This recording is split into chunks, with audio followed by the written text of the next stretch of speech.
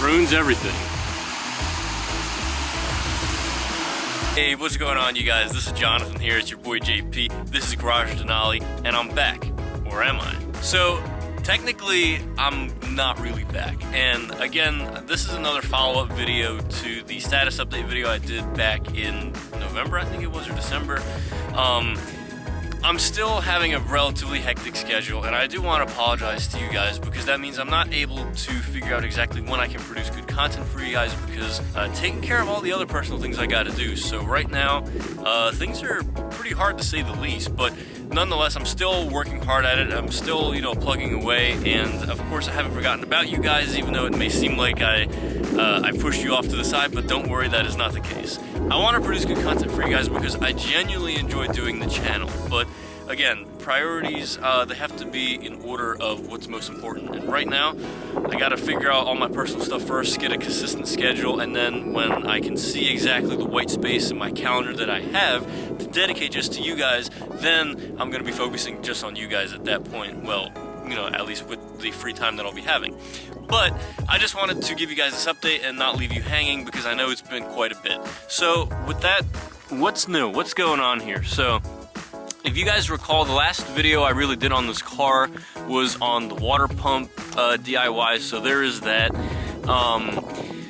But not much has really changed ever since, so I had to get this front left caliper replaced because I went to a mechanic. I went to Autobahn Motorsports in Willow Grove, PA, and I just couldn't figure out why these brakes were giving me such problems.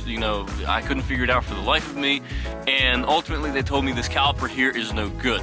So I went back to a shop in Doylestown. I went back to Zigmont Motors, and I basically told them, hey, this caliper is sticking, it's no good, it keeps warping my rotors. And they kept trying to tell me that it's not the rotors, it's not the calipers, there's nothing wrong with it, that they only put on good quality brand new parts, which I'm relatively sure they do. I'm pretty sure that they don't install junk parts on their car. This is probably a defective part from, right out of the box. But ultimately they told me, yeah, well, just because you went to another mechanic and they told you it's bad, we're gonna replace it under warranty, but don't ever come back here again for this problem. And the thing is, I've been to Zigmont Motors before for a bunch of other stuff, for repairs, and the way they've worked on the car, I've seen them break stuff right there because, you can see them working on the car sometimes. I've gotten the car back and I've seen like a nice little tear in the seat, the driver's seat, and I'm just thinking, why am I bringing my car here? On top of that, you have this, horrid customer service, and they really treat you like shit. And I just figured, you know what, why would I want to do business with these people anyway? So, that caliper, that is no good. They argued with me and said, well, we're just going to take this caliper and put it on somebody else's car because it's no good. So, yeah, there is that. Who's to say that this caliper wasn't already junk on someone else's car and they put it on mine? So, needless to say, I don't think I'm going back to that place ever again to get work done because I just don't like the kind of service they do there and the way they treat their customers. So, instead, I will be taking my business to Autobahn Motorsports because all those guys are ex-BMW mechanics who just decided to open their own shop. I really want to apologize for the wind noise, though, because it's been pretty bad out here as far as weather, This weather is pretty shitty, and of course that means the roads are bad, and it's really hard to be a car enthusiast. You're living up here in the Northeast, you got this trash weather, the roads are trash, and you can't even enjoy a car like this. It practically makes me mad every time I go over a pothole or a bump because I'm thinking, did I bend the wheel? Is my tire still good? Is my alignment okay? And you're always having to worry about what's next, what's gonna go bad, and it's kind of like looking after a kid. And I mean, right now at this point in my life, I kind of just want to relax. I don't really want to spend a whole lot of time and energy focusing on this, and I know I'm probably gonna get a lot of shit for this, but at the end of the day, it's a car. But see, the thing is, this is a car channel and we are car enthusiasts, but I mean, for the time being, sometimes you just can't really be bothered with, the roads and all that. But nonetheless, with that aside, I've done rear tires on here because my old tires were stretched and there was no tread left, so these are general G-Max all-season 05 tires, and these are 245/40/17, so relatively good tire. I mean, it is a good tire. It's a relatively beefy tire, I should say. I don't know how well the camera can pick it up, but there you go. This is an 8.5-inch rear tire width, and you gotta remember, everything in this car is periodic. Everything is proportionate as well. So for a car of these dimensions, this size and capabilities, an 8.5-inch rear tire is pretty wide, relatively wide, and of course, therefore, it makes this back tire here look relatively aggressive. But of course, this is also from a period from when, you look at cars from the time from the late 90s, early 2000s, like you look at Corollas, you look at, even base 3 Series that had the regular non-sport wheels. Those wheels were relatively skinny, at least compared to today's standards. So relatively aggressive, I like it. So I did the caliper on the left, I got new rotors on, everything is fine as far as brakes, new tires. I got an alignment afterwards, and the alignment on these cars is pretty crazy. You have like -1 degree of camber here in the front, and back here you have -2 degrees, so pretty aggressive. And because these wheels are staggered, you can't rotate them. So when you couple the aggressiveness of the wheel, the aggressiveness of the suspension, you're not really getting the most life out of these tires anyway. But hey, it's a sports sedan, and as a car enthusiast, you enjoy driving, and that's the price you're willing to pay. That's the trade-off you make, But apart from that, I have some good news. Great news. What? The days. So yes, finally, after 6 months of staring at this eyesore, I took the guy who hit me, the guy in the truck, I took his ass to court, and of course in front of the judge, he just kept saying, "No, I didn't do it, wasn't me, I had no idea, how that could have happened," when clearly the evidence was on both vehicles that he rubbed against me. And I got a claim from the judge, so basically that court was a waste of time because the judge basically said, well, it was your fault and you got to pay up. So I took that claim, I went to his insurance company, I called Esurance, and I was on the phone with them for like 2 months trying to get them to mail me my check. And they kept on telling me all this, shit about why they couldn't get in contact with the guy, whatever. So ultimately, I told him, look, if you're not going to get me my check, I'm just going to go and get it myself from your guy. And at that point, when he comes and sues your ass for malpractice and not being faithful insurer, then that'll be your problem. So of course, within 2 days, they gave me a call and said, your check's in the mail. So of course, that's all taken care of. So finally, after 6 months, this is all over. Case closed, done deal. The thing is, you look at this damage here, and it really doesn't look too bad.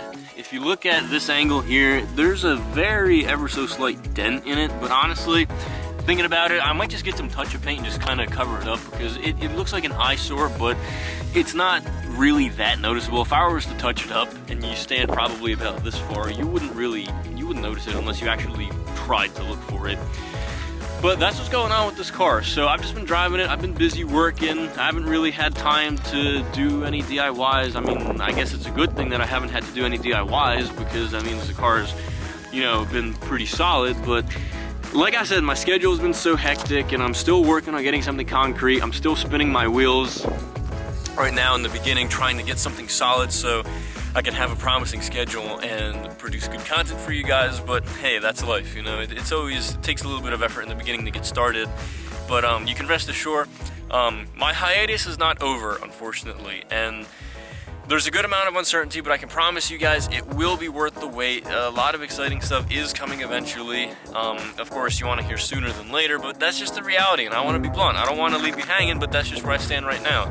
And of course, I wanted to get a video uploaded so you guys are not wondering, well, what, this guy fall off the face of the earth or what? But that's that, I didn't mention before, but actually, this car here from the previous owner has a little bit of rust, because what happened was they drove the car. This car was a Jersey car, and it basically sat, it drove like 5,500 miles a year roughly, so that means it sat a good amount of time. So that means there's a tiny little bit of rust in this corner here on both sides, both wheel arches, and here in the door jamb there's a little bit of rust, which I'll put some pictures up right now.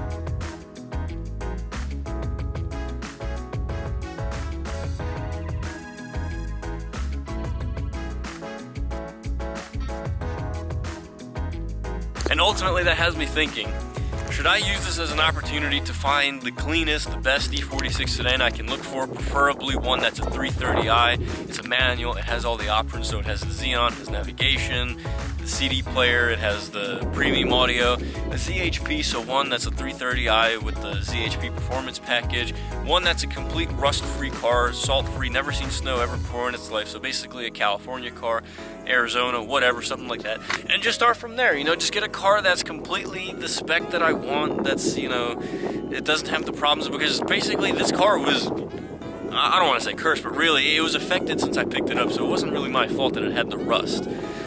Blame this terrible weather, but regardless, you know, I'm just bouncing back and forth. Should I just get a different car? Should I look for the ultimate E46 sedan? Let me know what you guys think. But yeah, going back to what I was saying about the roads, you know, it really has me thinking, am I better off just finding a different car? Of course, one that's still exciting to make videos about, but one that I don't have to worry so much about fixing up every now and then, because granted, it would be a newer car. This car is 18 years old, so what can you expect? You know, everything fails at some point.